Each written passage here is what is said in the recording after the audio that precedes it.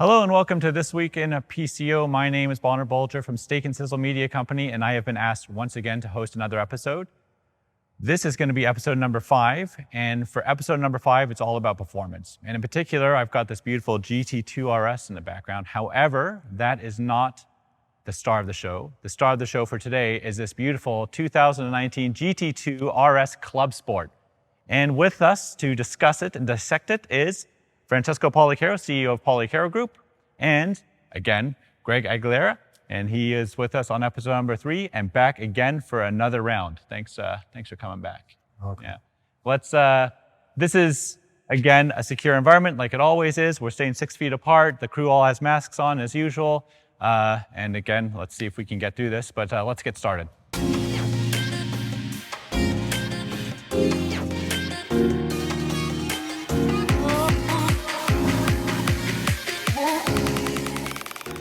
So, Francesco, we were talking just before we got started here.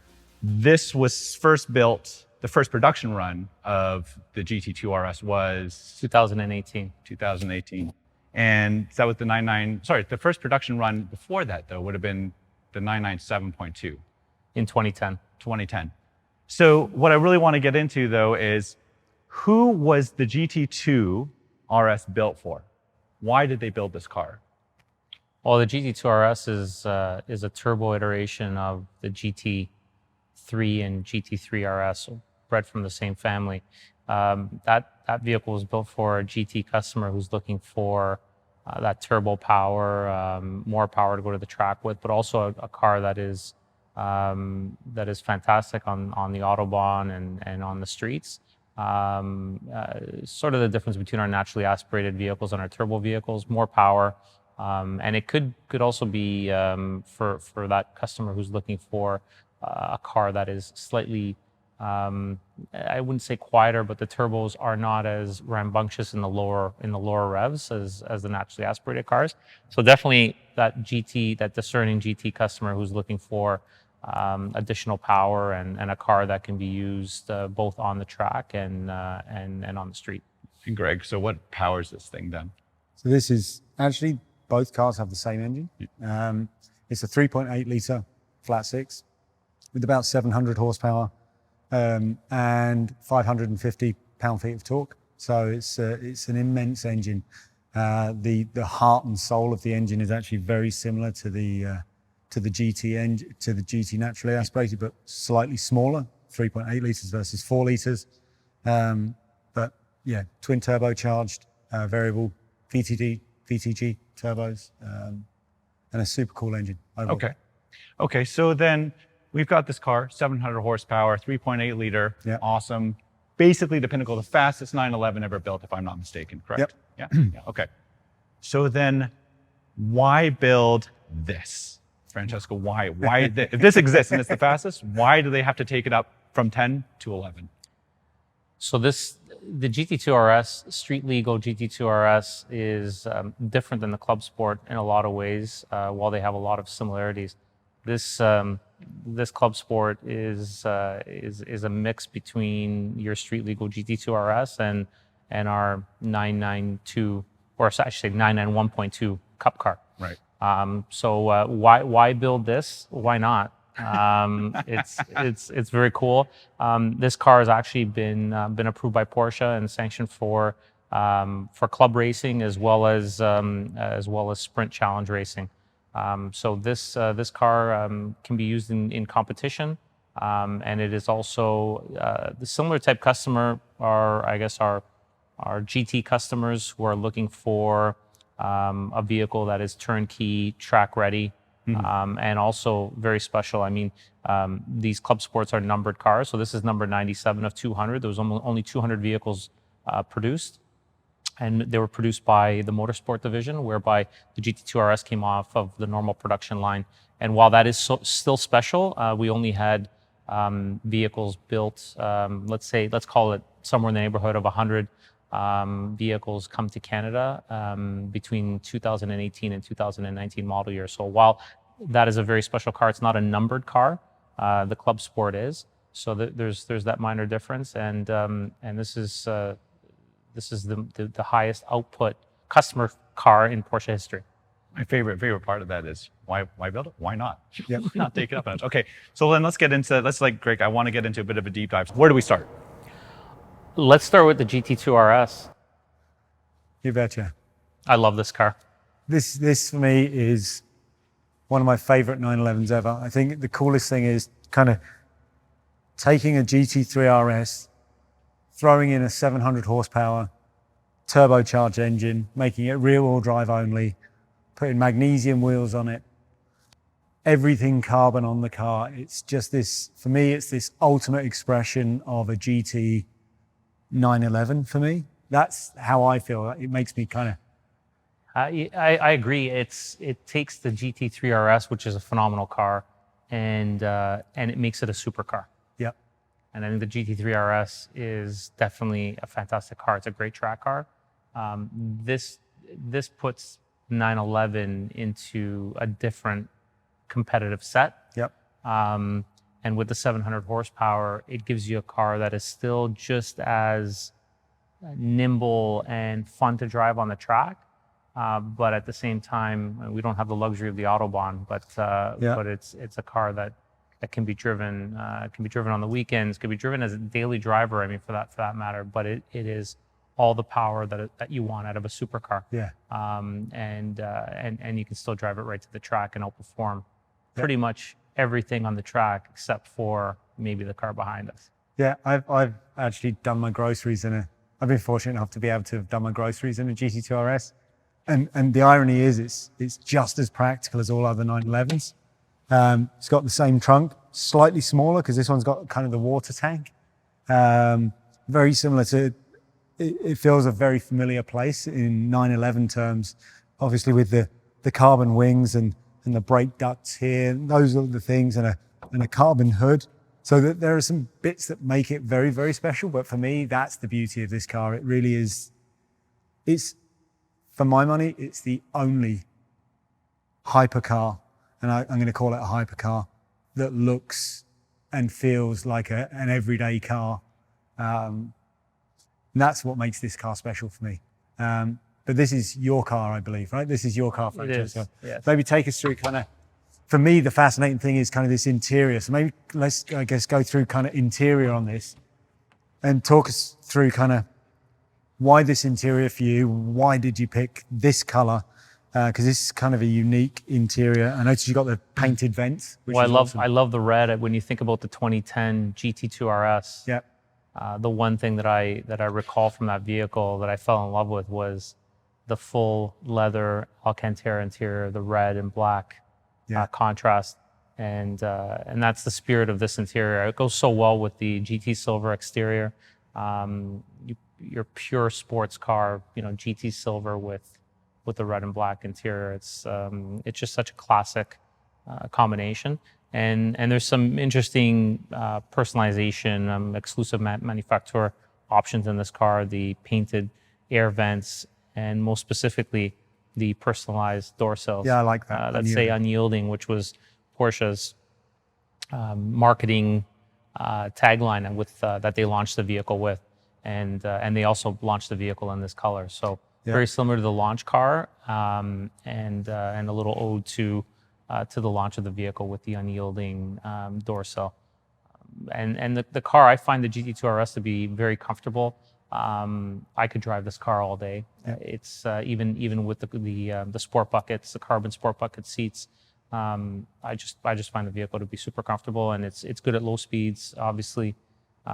Excellent at high speeds, and great all around. Yeah, some of the other cool stuff, I guess, about this car for regular 911 owners that don't often get to see GT2s or GT3 RSs, we have plexiglass side windows. We have a lightweight rear window in this car. Stepped axles, so we have 20s on the front, 21s on the rear, with these enormous rear tires, rear wheel drive only. GT2 RS only in PDK, but it's a sport PDK, so it's not the regular PDK out of a Carrera. So yeah, super exciting car, whether you're looking at it from any angle. It's kind of just that car that... And very lightweight with all the carbon. Yep, this is 1,360, 1,370 kilos, something around there. 1,370, yeah. Which is about 120 kilos lighter than a Carrera, which is amazing, with 300 odd more horsepower. So it's pretty cool. It's pretty cool. Let's head on over to its evil sibling, I guess. To the Clubsport. To the Clubsport, yeah. So for you, what makes this special?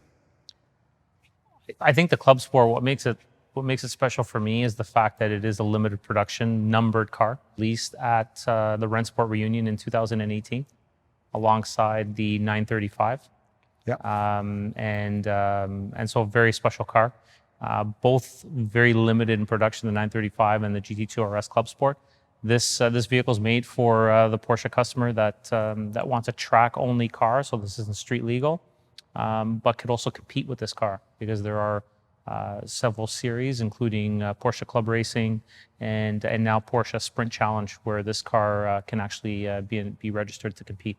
So very, very unique car, and in my opinion, an instant classic and a collector car. This is number 97 of 200. And you'll notice, I mean, right away, we can get into the body. There is a ton of carbon on the GT2 RS, but the Clubsport takes it even a step further. Yeah, I think it saves 80 kilograms from an already light car. Add that to a slightly wider front track again, slicks, GT3 Cup suspension and brakes. This, what already is an ostentatious rear wing, and then just kind of taking the ostentatious rear wing and going a little further. With more settings. More settings, flappy bits on the front, as they say, the gurney flaps on the front. Carbon, everything. Forged aluminum BBS wheels. Yeah. But I like the way that Porsche have kept some of the GT2 RS components, like the front fenders. And when you look at the GT2 RS Clubsport compared to a Cup car, yeah, it's just so much more refined. Yeah. So they have left these items on, like your carbon intakes, yeah, and fender flares.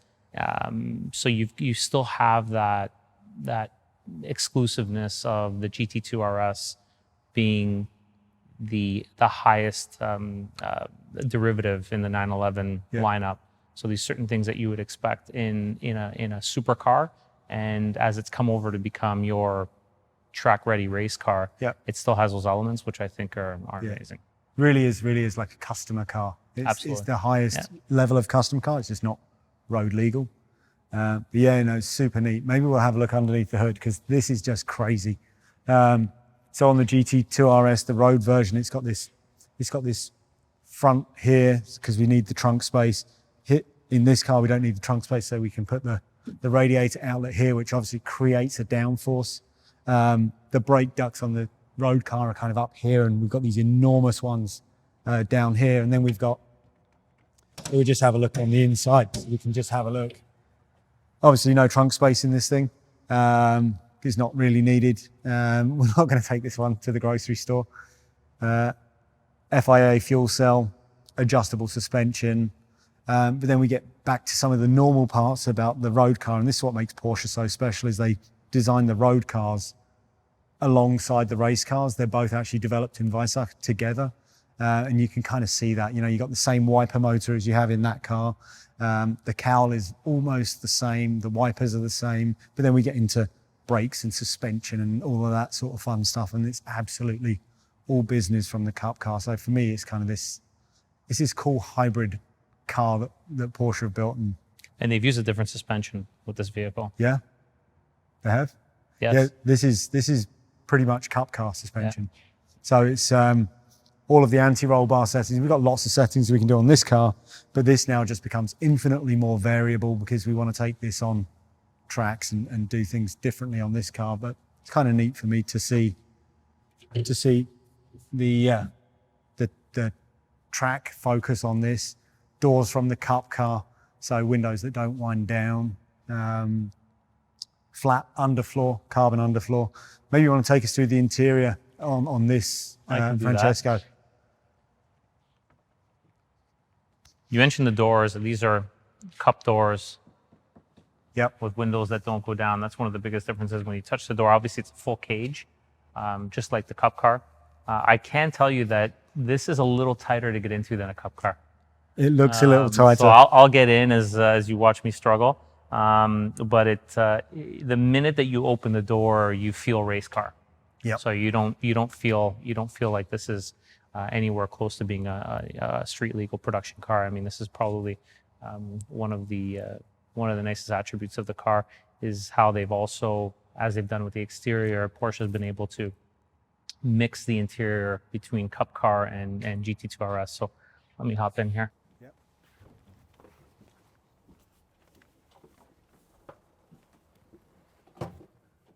That definitely looks snug, for sure. It's comfy once you get in. Yeah. Yeah. So, I mean, first thing would have been a lot easier had this been out. So, like the Cup car. Yep. Removable, detachable steering wheel.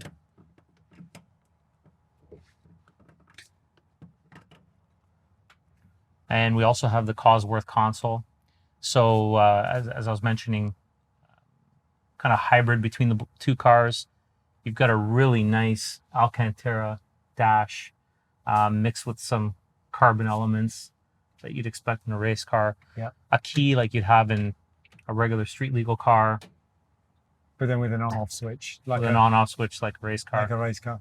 I noticed it's got the center console, the console from the Cup. Console from the Cup. Air conditioning.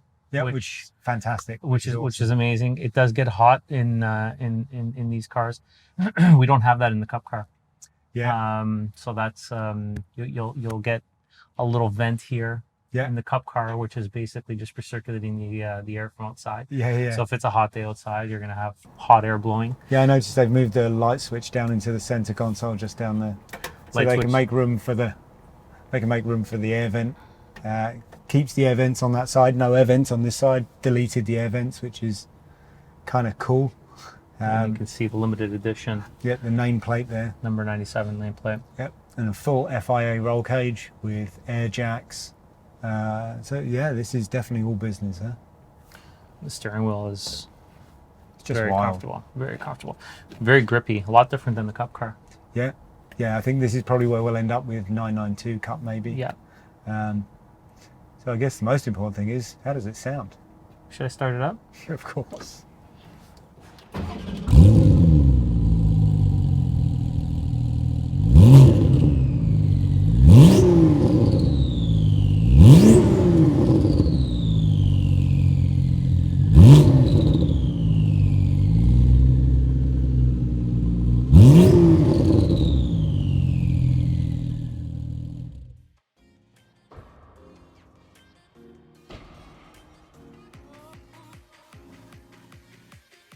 Okay, so that was an experience. Sounds amazing.